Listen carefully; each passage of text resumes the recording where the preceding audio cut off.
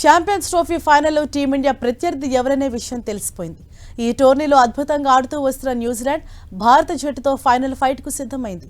ఆదివారం team India Kiwis మధ్య తుది పోరు జరగనుంది.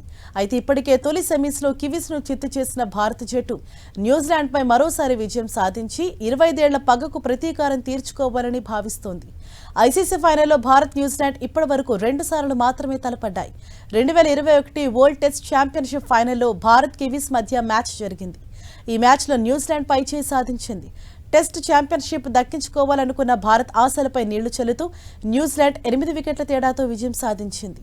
అయితే వైట్ బాల్ క్రికెట్లో ఐసీసీ టోర్నీలో మొదటిసారి భారత్ న్యూజిలాండ్ జట్టు 2000 సంవత్సరంలో తలపడ్డాయి. అది కూడా ఛాంపియన్ ట్రోఫీ ఫైనల్లోనే 2 జట్లు ఢీకొట్టుకున్నాయి. ఆ సంవత్సరంలో కెన్యాలో జరిగిన ఛాంపియన్స్ ట్రోఫీ ఫైనల్ మ్యాచ్లో ఇండియాపై న్యూజిలాండ్ 4 వికెట్ల తేడాతో గెలిచింది. మొదట బ్యాటింగ్ చేసిన భారత్ 50 ఓవర్లలో 6 వికెట్లకు 264 పరుగులు చేసింది. ఆ తర్వాత న్యూజిలాండ్ 49.4 ఓవర్లలో 6 వికెట్లు కోల్పోయి 265 పరుగులు చేసి ట్రోఫీని ఎగరేసుకుపోయింది. ఆ తర్వాత వైట్ బాల్ క్రికెట్లో 2 జట్లు ఐసీసీ టోర్నీ ఫైనల్లో మరోసారి తలపడలేదు.